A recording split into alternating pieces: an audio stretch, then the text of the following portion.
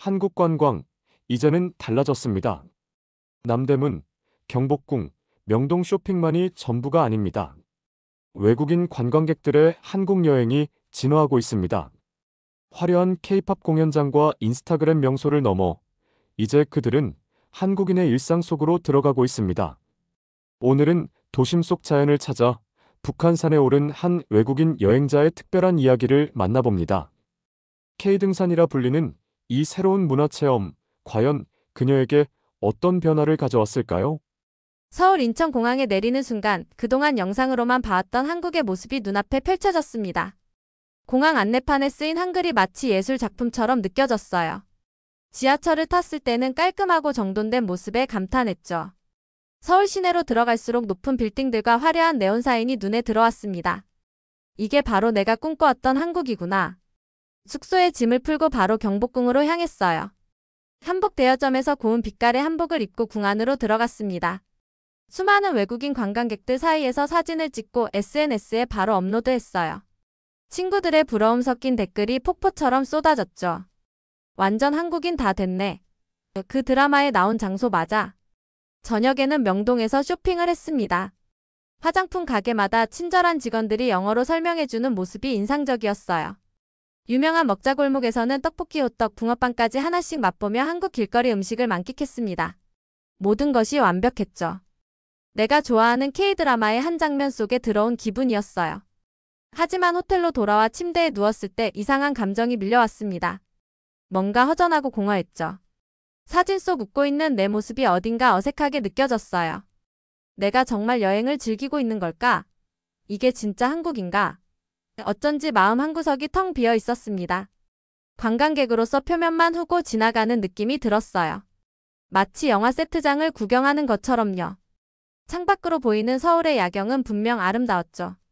하지만 그 아름다움이 내 마음에 닿지 않았습니다. 스마트폰을 내려놓고 깊은 한숨을 내쉬었어요. 뭔가 다른 걸 해봐야 할까? 진짜 한국을 경험하려면 어떻게 해야 하지?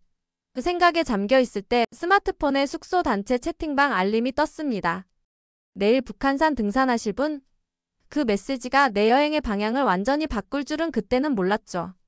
다음날 아침 게스트하우스 공용주방에서 아침을 준비하고 있을 때였어요. 독일인 룸메이트 소피가 다가왔습니다. 긴 금발머리를 하나로 묶은 그녀는 벌써 등산복 차림이었죠. 안녕. 어제 채팅방 봤어. 북한산 간다는 거. 나는 커피잔을 들고 어리둥절했어요. 여행 와서 산에 간다고? 소피는 웃으며 말했습니다. 한국인들은 산에 미쳤대. 서울 한복판에 있는 산이래. 장비도 다 빌려준대. 한번 가보자. 나는 망설였어요. 원래 계획은 강남에서 쇼핑하고 한강공원에서 치맥을 즐기는 거였죠. 전형적인 관광 코스였습니다. 하지만 어제의 공허함이 떠올랐어요. 그래, 한번 가보자. 내 입에서 나온 대답이 나 자신도 의외였습니다. 소피는 환하게 웃었어요. 진짜? 대박. 준비해. 30분 후에 출발이야. 그녀가 방으로 돌아간 후 나는 스마트폰을 열어 급하게 북한산 등산을 검색했습니다. 서울 시내에서 보이는 웅장한 산맥의 모습이 화면에 나타났어요. 이게 내가 생각하던 한국 여행일까 싶었죠. 준비를 마치고 게스트하우스 로비에 내려가자 소피 외에도 캐나다에서 온 마크, 호주인 에밀리, 그리고 한국인 직원 지훈까지 총 5명이 모여 있었습니다. 지훈이 영어로 설명했어요. 오늘은 초보자 코스로 갈 거예요. 걱정 마세요. 모두가 등산 초보자니까요. 그의 말에 약간의 안도감이 들었습니다. 지하철로 향하는 길 마크가 물었어요. 너희 나라에도 이런 도심 속 산이 있어? 다들 고개를 저었죠. 에밀리가 말했습니다. 시드니는 바다가 가까워. 하지만 이렇게 도시 한가운데 산이 있는 건 처음 봐. 지하철 안에서 우리는 서로의 나라와 문화에 대해 이야기했어요. 갑자기 여행이 새로운 방향으로 흘러가는 느낌이었습니다. 창밖으로 보이는 풍경이 점점 변하기 시작했어요. 고층 빌딩들이 사라지고 초록빛 산이 눈에 들어왔습니다. 저기가 북한산이에요. 지훈이 가리키는 방향을 바라보았죠. 웅장한 산의 모습에 숨이 막혔어요. 여기가 정말 서울인가 싶었습니다. 내가 알던 한국과는 다른 모습이었어요. 그때 가슴속에서 작은 기대감이 피어오르기 시작했습니다. 지하철에서 내려 버스로 갈아타고 북한산 등산로 입구에 도착했어요. 서울 도심이 순식간에 초록빛 세상으로 바뀌었습니다. 믿을 수 없네요. 20분 전만 해도 빌딩 숲이었는데 내 말에 지훈이 웃으며 대답했어요. 서울의 매력이죠. 도시와 자연이 공존하는 곳이니까요. 북한산 등산관광센터에 들어서자 외국인들을 위한 안내판이 눈에 들어왔습니다. 놀랍게도 영어, 중국어, 일본어는 물론 독일어와 프랑스어까지 갖춰져 있었어요. 지훈이 직원과 대화를 나누더니 우리에게 돌아왔습니다. 등산화와 등산복을 빌릴 수 있대요. 심지어 하산 후 샤워 시설도 있다네요. 소피가 눈을 동그랗게 뜨며 말했어요. 여긴 진짜 준비가 다 되어 있네. 독일에서도 이렇게까진 없어. 우리는 모두 등산을 위한 옷과 신발로 갈아입었죠. 등산화를 신어보니 발에 딱 맞았습니다. 한국의 서비스는 정말 대단하군요. 마크의 말에 다들 고개를 끄덕였어요.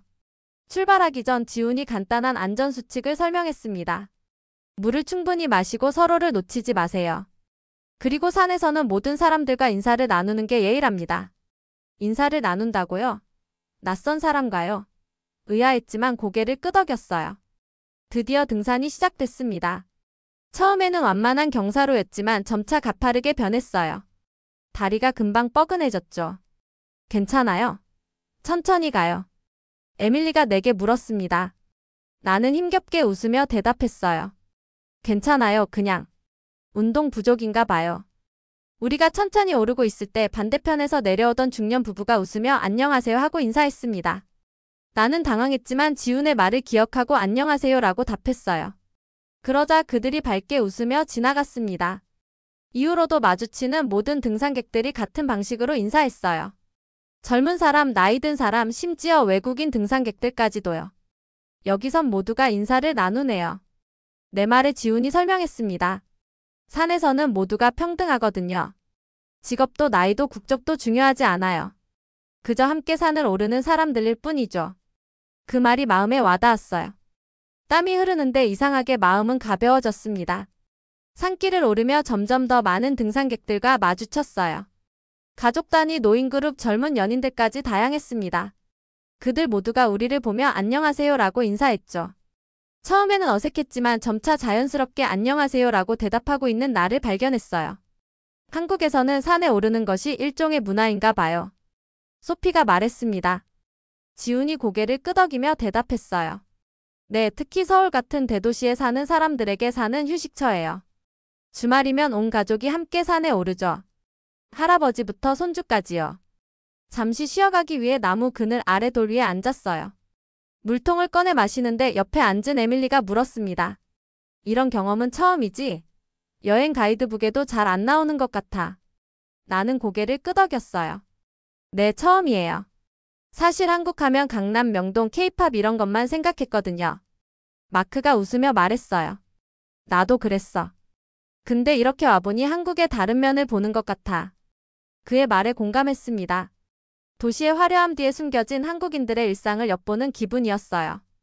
잠시 후 우리 앞에 70대로 보이는 할머니 세 분이 지나가셨습니다. 그분들도 밝게 웃으며 안녕하세요라고 인사하셨죠. 놀랍게도 그분들은 우리보다 훨씬 빠르게 산을 오르고 계셨어요. 와, 저 할머니들 정말 대단하시네요. 네, 감탄에 지훈이 웃으며 말했습니다. 우리 할머니들은 산의 신이에요. 평생 산을 다니셔서 다들 저렇게 건강하세요. 다시 오르기 시작했을 때 내리막길에서 한 무리의 등산객과 마주쳤어요. 그중 한 여성이 우리를 보더니 갑자기 반가운 표정을 지었습니다.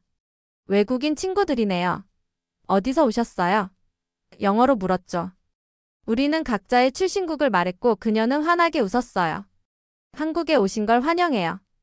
북한산은 어떠세요? 소피가 대답했습니다. 정말 아름다워요.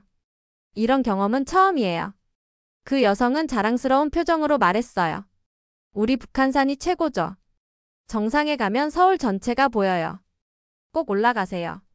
그렇게 간단한 대화를 나누고 헤어졌지만 그 짧은 만남이 내 마음에 작은 울림을 남겼습니다.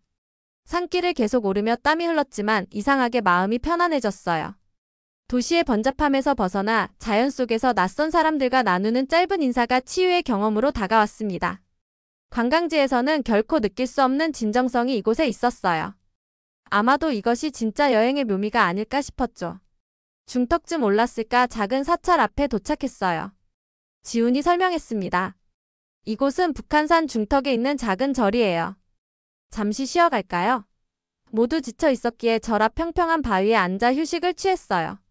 숨을 고르며 주변을 둘러보니 서울의 빌딩들이 저 멀리 보였습니다. 놀라웠죠. 도시와 자연이 이렇게 가까운 곳이라니. 물통을 꺼내 마시려는데 옆에서 흰 머리를 단정하게 묶은 할머니 한 분이 다가오셨어요. 이거 마셔요. 시원하고 좋아. 할머니가 내게 내민 것은 보온병에 담긴 보리차였습니다. 나는 뜻밖의 친절에 당황했어요. 감사합니다. 어색한 한국어로 답했죠. 할머니는 그런 내 모습을 보시고는 부드럽게 웃으셨습니다. 외국에서 왔어요. 우리 산 어때요? 지훈이 통역을 도와주었고 나는 할머니께 산이 아름답다고 말씀드렸어요. 할머니는 만족스러운 표정으로 고개를 끄덕이셨습니다. 매주 이 산에 와요. 30년 넘게. 내 친구 같아. 그 말씀을 듣는데 할머니의 주름진 손과 부드러운 미소가 내 어머니를 떠올리게 했어요. 갑자기 눈시울이 뜨거워졌습니다. 할머니의 다정함이 마음 깊숙이 와닿았어요. 함께 여행 중인 친구들도 모르는 그 순간 느낀 감정이었죠. 나는 할머니의 보리차를 마시며 고개를 숙였습니다. 그저 조용히 울고 싶어졌어요. 할머니는 내 상태를 눈치채셨는지 내 어깨를 가볍게 토닥이셨습니다. 괜찮아요. 산에서는 다들 울어요. 마음이 깨끗해지는 거야. 지훈이 통역해 주었고 나는 고개를 들어 할머니를 바라봤어요. 그분의 눈에는 이해와 따뜻함이 가득했습니다. 소피가 물었어요. 할머니께서는 왜 산에 오르세요? 지훈이 통역하자 할머니는 잠시 생각하시더니 대답하셨습니다. 산은 정직해. 내가 노력한 만큼 보여주지. 인생도 그래. 하루하루 한 걸음씩 올라가는 거야. 그 단순하면서도 깊은 말씀이 우리 모두의 마음에 와닿았어요. 할머니는 우리에게 작은 미소를 지으시며 보리차를 더 나눠주셨습니다. 이제 가봐야겠어요. 정상에서 해질 때 보면 더 예뻐요. 그렇게 인사를 나누고 할머니는 천천히 산길을 오르기 시작하셨어요. 우리보다 훨씬 연세가 많으셨지만 그 발걸음은 경쾌했습니다. 멀어지는 할머니의 뒷모습을 바라보며 나는 문득 깨달았어요. 여행은 단순히 장소를 방문하는 것이 아니라 그곳에서 만나는 사람들과의 진정한 교류가 아닐까요? 다시 산길을 오르기 시작했어요. 점점 더 가팔라지는 경사와 함께 숨이 가빠졌습니다. 괜찮아요. 조금만 더 가면 정상이에요. 지훈의 격려에 힘을 내어 발걸음을 옮겼어요. 바위가 많아진 길에서 미끄러질 뻔했지만 마크가 재빨리 손을 내밀어 도와주었습니다. 거의 다 왔어. 앞서가던 소피가 외쳤어요. 마지막 오르막을 힘겹게 올라 드디어 정상에 도착했습니다. 그 순간 눈앞에 펼쳐진 풍경에 모두 탄성을 질렀어요. 서울 시내가 한눈에 내려다 보였죠. 높은 빌딩들 한강의 굽이 멀리 보이는 남산타워까지. 마치 거대한 생명체처럼 살아 숨쉬는 도시였습니다. 와, 믿을 수 없네요. 나도 모르게 말이 나왔어요. 바람이 불어와 땀에 젖은 얼굴을 시원하게 해주었습니다. 나는 심호흡을 했죠. 신선한 공기가 폐 속으로 들어왔어요. 그 순간 깨달았습니다. 이래서 사람들이 산에 오르는구나. 지훈이 근처 바위에 앉으며 말했어요. 정상에서 먹는 음식이 제일 맛있대요. 간식 좀 나눠 먹을까요? 그는 배낭에서 작은 버너와 냄비를 꺼냈습니다. 놀랍게도 컵라면을 끓이기 시작했어요. 한국 등산의 필수품입니다. 정상에서 먹는 컵라면. 에밀리가 눈을 동그랗게 뜨며 말했죠. 산 정상에서 라면을 끓인다고? 정말 독특하네. 지훈은 자랑스럽게 웃었어요. 한국만의 등산 문화예요. 버너와 냄비는 필수 장비죠. 라면이 다 끓자 지훈은 작은 컵에 나눠주었습니다. 정상의 차가운 바람 속에서 먹는 뜨거운 라면은 정말 특별했어요. 이렇게 맛있는 라면은 처음이에요. 소피의 말에 모두 고개를 끄덕였습니다. 식사를 마친 후 우리는 바위에 앉아 서울 전경을 바라봤어요. 마크가 물었습니다. 한국 사람들은 왜 이렇게 산에 오르는 걸 좋아할까? 지훈이 잠시 생각하더니 대답했어요. 한국은 산이 많은 나라예요. 옛날부터 산은 우리에게 신성한 공간이었죠. 그리고 현대사회에서는 어쩌면 도시 생활의 스트레스를 풀기 위한 방법일지도 모르겠어요. 소피가 고개를 끄덕였습니다. 이해가 돼. 여기 오니까 마음이 편안해지는 것 같아. 나도 동감했어요. 처음 한국에 도착했을 때 느꼈던 그 공허함이 어느새 사라졌습니다. 대신 충만한 기분이 들었어요. 서울을 내려다보며 문득 이 도시에 대한 시선이 달라졌음을 느꼈습니다. 더 이상 관광객으로서 바라보는 이국적인 장소가 아니었어요. 이제는 그 속에 담긴 사람들의 일상과 문화가 보였죠. 산 정상에서 바라본 서울은 단순한 관광지가 아닌 살아있는 도시였습니다. 산에서의 시간을 만끽한 후 하산을 시작했어요. 올라갈 때보다 내려갈 때가 더 조심스러웠습니다. 미끄러운 길에서 서로를 도우며 천천히 내려갔죠. 지우는 중간중간 멈춰 우리에게 산의 식물들과 역사에 대해 설명해 주었어요. 저기 보이는 나무는 소나무예요. 한국인들에게 소나무는 특별한 의미가 있죠. 굳은 절개와 인내의 상징이에요. 지훈의 설명에 나는 궁금했습니다. 그럼 한국인들이 산에 오르는 것도 일종의 인내를 기르는 방법인가요? 지훈이 생각에 잠겼다가 대답했어요. 그럴 수도 있겠네요. 하지만 저는 그보다 함께하는 문화라고 생각해요. 보세요. 혼자 등산하는 사람보다 가족이나 친구들과 함께 오는 경우가 훨씬 많잖아요. 주변을 둘러보니 정말 그랬습니다. 거의 모든 등산객들이 둘 이상의 그룹이었어요. 하산 후 지훈이 우리를 산 아래 작은 식당으로 안내했습니다. 등산 후에는 막걸리 한 잔이 전통이에요. 식당 안은 등산객들로 가득했죠. 우리는 구석자리에 앉았고 주인 아주머니가 막걸리 한 병과 파전을 가져다 주셨어요. 지훈이 작은 막걸리 잔에 술을 따르며 말했습니다. 한국에서는 자기 잔에 술을 따르지 않아요. 서로의 잔에 따라주는 게 예의죠. 우리는 서로의 잔에 막걸리를 따르며 웃었어요. 건배. 함께 외치며 잔을 부딪혔죠. 첫 모금을 마시자 상큼하면서도 달콤한 맛이 혀끝에 퍼졌습니다. 이게 막걸리예요. 생각보다 맛있네요. 에밀리의 말에 지훈이 웃었어요. 술이라기보다 음료에 가까워요. 등산 후에 마시면 피로가 풀린대요. 파전을 나눠 먹으며 우리는 오늘의 경험에 대해 이야기했습니다. 마크가 말했어요. 이게 바로 K등산인가요? 모두 웃었죠. 지훈이 고개를 끄덕였습니다. 그렇게 말할 수도 있겠네요. 한국에서 등산은 단순히 오르는 행위가 아니에요. 함께 준비하고 오르고 정상에서 음식을 나누고 하산 후에 막걸리를 마시며 이야기를 나누는 이 모든 과정이 하나의 문화예요. 그 말에 깊이 공감했어요. 오늘 경험은 단순한 관광이 아닌 한국인의 일상 속으로 들어간 느낌이었습니다. 처음 보는 사람들과 인사를 나누고 할머니의 보리차를 마시고 정상에서 라면을 나눠 먹는 과정. 모두가 특별했죠. 한국인들은 정말 산에서 삶을 배우는 것 같아요. 내 말에 지훈이 관심 있게 바라봤습니다. 어떤 의미인지 더 설명해 줄래요? 잠시 생각을 정리하며 말했어요. 서로 돕고 인사하고 음식을 나누는 모습이요. 도시에서는 찾기 힘든 공동체 의식이 산에 있더라고요. 소피가 고개를 끄덕였습니다. 맞아. 우리나라에서는 등산에도 각자 알아서 가는 경우가 많아. 이렇게 서로 챙기고 인사하는 문화는 처음 봤어. 에밀리도 동의했어요. 호주에서도 부시워킹을 많이 하지만 이런 따뜻한 분위기는 없어요. 막걸리 한 병이 비워질 무렵 옆 테이블에 앉은 중년 남성들이 우리에게 건배를 제안했습니다. 외국인 친구들, 건배. 우리도 잔을 들어 화답했어요. 언어는 통하지 않았지만 웃음과 건배로 충분히 마음이 전해졌죠. 이것도 한국의 문화예요. 정이라고 하죠. 지훈이 설명했습니다. 직역하면 감정 정도인데 실제로는 더 깊은 의미가 있어요. 사람 간의 따뜻한 유대감, 배려, 정서적 연결 같은 것들을 포함하죠. 그 순간 깨달았어요. 내가 한국에서 찾고 있던 것은 화려한 쇼핑몰이나 관광지가 아니었습니다. 진정한 문화적 경험, 현지인들의 일상 속으로 들어가는 여정이었죠. 그리고 예상치 못하게 산에서 그것을 찾았어요. 식사를 마치고 나오는 길 해가 서서히 지고 있었습니다. 붉은 노을이 북한산을 물들였어요. 지친 몸이었지만 마음은 그 어느 때보다 충만했습니다.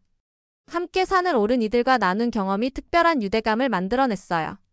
지하철을 타고 숙소로 돌아가는 길 차창 밖으로 서울의 야경이 펼쳐졌어요. 아침에 보았던 것과 같은 도시인데 내 눈에는 전혀 다르게 보였습니다. 이제는 그 화려한 네온사인 너머 산을 오르며 서로를 돕는 사람들의 모습이 떠올랐어요. 오늘 어땠어? 소피가 물었습니다. 나는 잠시 생각에 잠겼어요. 솔직히 말하면 오늘만큼은 진짜 여행을 한 것 같아. 그녀가 고개를 끄덕였죠. 나도 그렇게 느꼈어. 관광객으로서가 아니라 이곳의 일부가 된 기분이랄까? 지하철에서 내려 게스트하우스로 향하는 길 나는 문득 여행의 의미에 대해 생각했어요. 처음 한국에 왔을 때는 인스타그램에 올릴 사진, 친구들에게 자랑할 경험을 찾고 있었습니다. 하지만 오늘 북한산에서의 경험은 공유하기 위한 것이 아닌 온전히 나를 위한 것이었어요. 숙소에 도착하자마자 우리 모두 샤워를 하고 공용 거실에 모였습니다. 지훈이 한국 전통차를 끓여주었어요. 등산 후에는 따뜻한 차가 좋아요. 몸의 피로를 풀어줘요. 차를 마시며 오늘의 추억을 나눴죠. 내일 어디 갈 거야? 마크가 물었습니다. 나는 원래 계획했던 강남 투어를 떠올렸어요. 하지만 갑자기 그것이 매력적으로 느껴지지 않았죠. 아직 모르겠어. 어쩌면 지역 시장이나 동네 산책을 해볼까 해. 소피가 눈을 반짝이며 말했습니다. 나도 그러고 싶어. 같이 갈래? 밤이 깊어가는 가운데 나는 방으로 돌아와 창밖을 바라봤어요. 서울의 밤은 여전히 화려했죠. 하지만 이제 그 빛의 의미가 달라졌습니다. 도시와 자연이 어우러진 곳, 말없이 물을 건네주던 누군가의 따뜻한 손, 그리고 안녕하세요라는 인사 속에 담긴 마음. 이 모든 것이 한국의 진짜 모습이었어요. 침대에 누워 오늘의 경험을 되새겼습니다. 북한산은 높이로 봤을 때 세계적인 명산은 아니었지만 내 인생에서 가장 깊은 여정 중 하나였어요. 등산을 통해 배운 것은 단순히 산을 오르는 기술이 아니었죠. 함께 나누는 삶의 가치, 낯선 이에게 건네는 따뜻한 인사의 힘, 그리고 진정한 여행의 의미였습니다. 내일 일어나면 또 다른 하루가 시작될 거예요. 이제 나는 표면적인 관광이 아닌 더 깊은 경험을 찾아 나설 겁니다. 한국산이 가르쳐준 여행의 진정한 의미를 안고서요. 어쩌면 여행이란 멋진 사진이나 값비싼 선물이 아니라 마음에 담아가는 작은 울림들이 아닐까요? 창밖으로 보이는 서울의 밤하늘 아래 나는 깊은 잠에 빠져들었습니다. 오늘처럼 의미 있는 하루가 또 찾아오길 기대하며 한국의 진짜 모습을 더 알아가는 여정이 기다리고 있었어요. 북한산은 내게 단순한 산이 아닌 새로운 시각과 마음의 풍경을 선물해 주었습니다. 진정한 여행은 관광객으로서 스쳐 지나가는 것이 아니라 그 나라 사람들의 일상 속으로 들어가는 것일지도 모릅니다. 북한산에서 시작된 그녀의 특별한 여정은 단순한 산행이 아닌 한국 문화의 진정성을 발견하는 시간이었습니다. 전 세계 여행자들이 점점 더 현지인처럼 여행하는 리빙 라이크 어 로컬 트렌드가 강해지고 있습니다. 한국 관광의 새로운 지평, K등산과 같은 생활 문화 체험이 앞으로 더 많은 외국인 관광객들에게 의미 있는 경험을 선사할 것으로 기대됩니다. 오늘 이야기 함께 해주셔서 감사합니다. 구독, 좋아요는 채널에 큰 힘이 됩니다.